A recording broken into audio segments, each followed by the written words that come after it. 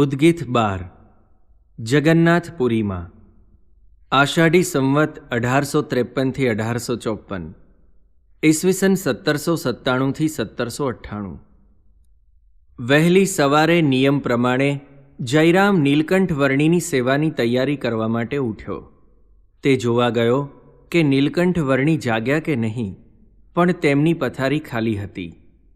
તેને થયું કે કદાચ શૌચ ગયા હશે, તેથી દાંતણ તથા ગરમ પાણીની તૈયારી કરવા લાગ્યો, પરંતુ નીલકંઠ વર્ણી તો આવ્યા જ નહીં।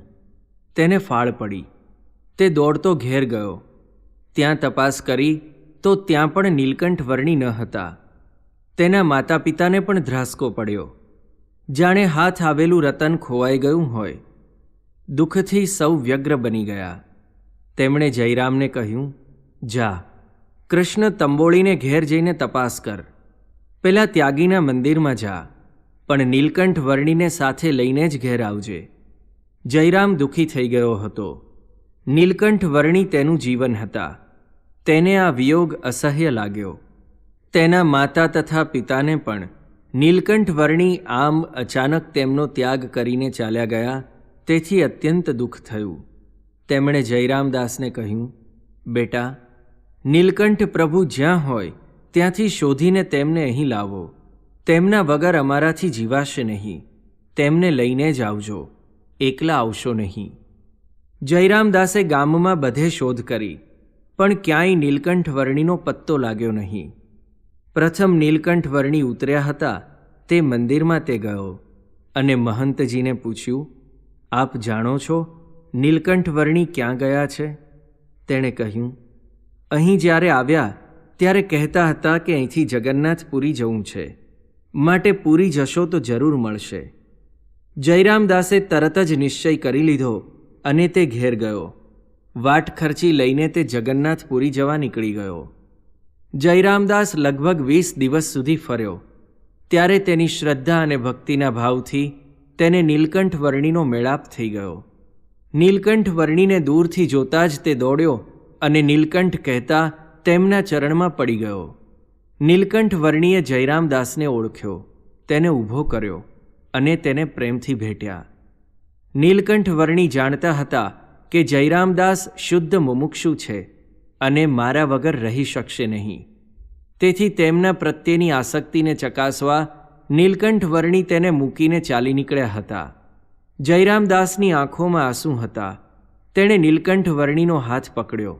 પોતાની છાતીએ તેમનો હાથ અડાડી તેણે ગદગદ કંઠે કહ્યું, ભૈયા નીલકંઠ, તમે તો ભગવાન છો, એટલે તમને તો કોઈનો આધાર ન જોઈએ, પણ અમે તો સૌ તમારે આધારે જ જીવીએ છીએ। આપ અમને નોધારા મૂકીને કેમ ચાલ્યા ગયા? નીલકંઠ વર્ણી તેની પ્રેમની ભાષા સાંભળી હસ્યા। તે કાંઈ પણ બોલે તે પહેલાં તો જયરામદાસે કહ્યું, નીલકંઠ, ચાલો ઘેર। માતા પિતા રાહ જુએ છે, તમને સંભાળીને રડે છે, અન્ન જળ લેતા નથી, માટે આપણે અહીંથી હમણાં જ ઘેર જઈએ। નીલકંઠ વર્ણીએ જાણ્યું કે જયરામદાસ અને તેમની વચ્ચે જેવો પ્રેમ હતો એવો જ પ્રેમ તેને તેના માતા પિતા અને સંબંધીઓ સાથે પણ હતો। આ ક્ષુલ્લક વાસનાના બંધનથી બંધાયેલા સંસારીઓના ભક્તિના સ્વાંગ તેમને પાતળા લાગ્યા। એવી ભક્તિથી માયા ન તરાય। નીલકંઠ વર્ણીએ તેને કહ્યું, જયરામ, અમારી સાથે ચાલો, આપણે અહીંથી જગન્નાથપુરીની જાત્રાએ જવું છે। પણ જયરામદાસનું મન માન્યું નહીં। તેણે તો તેની રીતે નીલકંઠ વર્ણીને ઘેર લઈ જવાનો આગ્રહ ચાલુ જ રાખ્યો। એટલે નીલકંઠ વર્ણીએ તેને કહ્યું, જયરામ, સંબંધીઓનો પ્રેમ બંધનકારી છે, તે માયાપાશ છે। તું મુમુક્ષુ છે, એટલે તને હું કહું છું કે મારી સાથે ચાલ। જયરામ આ સાંભળી સ્થિર થઈ ગયો।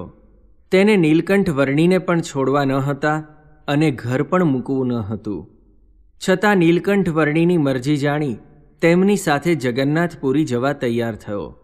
તેને થયું કે ત્યાં થોડો સમય રહી પછી નીલકંઠ વર્ણીને લઈને ઘેર જઈશું। જયરામદાસને પોતાનું સ્વરૂપ ઓળખાવવાની નીલકંઠ મહાપ્રભુને ઈચ્છા હતી। તેના અતિ બલિષ્ઠ સંસ્કારને લઈને જ તેના ઉપર તેમની કૃપા ઉતરી હતી। તે જાણતા હતા કે જયરામદાસ દ્વારા ભવિષ્યમાં ઘણા કાર્ય કરાવવાના છે, ઘણા મુમુક્ષુઓનો ઉદ્ધાર પણ કરાવવો છે, તેથી તેને સાથે લીધો હતો. આગળ જતાં એક ઘનઘોર વન આવ્યું. તેમાં નીલકંઠ વર્ણીએ નિર્ભીક થઈને પ્રવેશ કર્યો, પણ જયરામદાસના પગ પાછા પડવા લાગ્યા. નીલકંઠ વર્ણીએ તેને કહ્યું, ગભરાય છે કેમ? મારી સાથે રહેવું હોય તો બીક છોડવી પડશે. મૃત્યુના પ્રતીક સમા વનચરો, દોરડાની જેમ પગે વીંટાતા સર્પો, ઘનઘોર વનની ભયંકરતા, આ બધાથી જયરામદાસને લાગ્યું કે મૃત્યુ સમીપ જ છે. એટલામાં તેણે એક કૂવો જોયો. જયરામે પાણી સિંચીને કાઢ્યું. વર્ણીએ તે ગાળીને પીધું. પાણી મીઠું લાગ્યું એટલે તેમણે જયરામદાસને કહ્યું, બાજુમાં આ અવેડો છે તે ભરી દે, એટલે અહીંના પશુઓ આવીને પાણી પી શકે. જયરામદાસે અવેડો ભરવા માંડ્યો. થોડા સમયમાં અવેડો ભરાઈ ગયો. નીલકંઠ વર્ણીએ તે અવેડાના પાણીમાં પોતાનો પગ બોળ્યો અને પછી એક ઘેરો સાદ કર્યો. તે સાંભળીને વનના પ્રાણીઓ ત્યાં આવવા લાગ્યા. હરણ આવ્યા, શિયાળ, હાથી, ચિત્તા અને વાઘ પણ આવ્યા.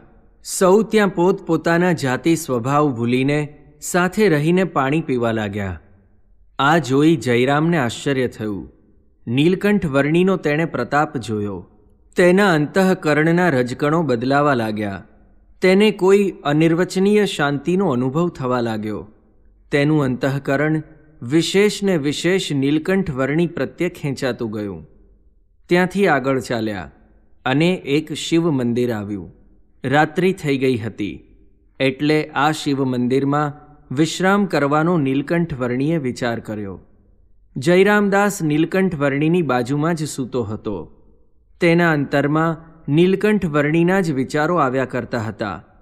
ક્વચિત માતા પિતાની યાદ આવી જતી ત્યારે એમ પણ થઈ જતું કે તેમનો દેહાંત થાય ત્યાં સુધી ઘેર રહેવું અને પછી નીલકંઠ જ્યાં હોય ત્યાં તેમને શોધીને તેમની સેવામાં જોડાઈ જવું. એટલામાં નીલકંઠ વર્ણીએ તેના માથા ઉપર પોતાનો હાથ મૂક્યો. આ સ્પર્શથી જયરામદાસના આખા શરીરમાં જણજણાટી થઈ. તેની નાડીઓ જાણે ખેંચાતી હોય અને તે અભાન અવસ્થામાં સરકતો જતો હોય એવું તેને લાગ્યું. થોડી વારે જયરામદાસ નીલકંઠ વર્ણીની કૃપાથી સમાધિસ્થ થઈ ગયો. જયરામદાસને નીલકંઠ વર્ણીએ તેમનું અક્ષરધામ દેખાડ્યું. ત્યાં દિવ્ય સિંહાસન ઉપર નીલકંઠ વર્ણીને તેણે જોયા. આ દિવ્ય દર્શનથી, દિવ્ય અનુભવથી જયરામદાસ પોતાની અસ્થિરતા ભૂલી ગયો.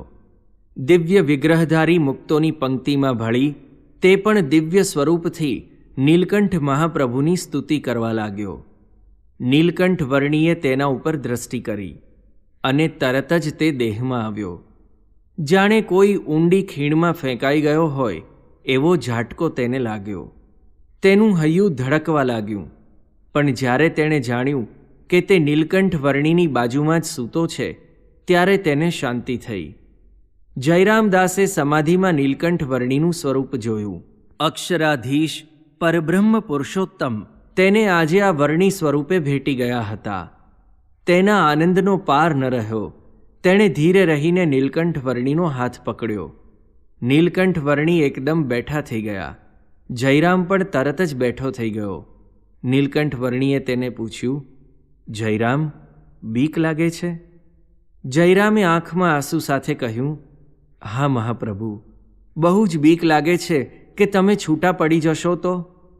નીલકંઠ વર્ણીએ તેને ખભે હાથ મૂકીને કહ્યું, જયરામ, જેને અમારો સંબંધ થયો છે તેને અમે કદી છોડતા નથી. તું મૂંઝાઈશ નહીં. તું છૂટો પડી જઈશ તો પણ તું મારી ભેગો થઈ જઈશ. જયરામને શાંતિ થઈ. તેને લાગ્યું કે જરૂર નીલકંઠ વર્ણી તેની સાથે તેને ગામ આવશે. નીલકંઠના દિવ્ય સ્વરૂપના દર્શન કર્યા પછી અને તે દિવ્ય સુખનો અનુભવ કર્યા પછી પણ તેના અંતરમાં હજુ ઘર, માતા પિતા, સંબંધીઓના સ્નેહનું બંધન ઢીલું ન થયું. માયાને તેથી જ વજ્રપાશ જેવી કહી છે. નીલકંઠ વર્ણીની સાથે જયરામદાસ પુરુષોત્તમપુરી જવા નીકળ્યો.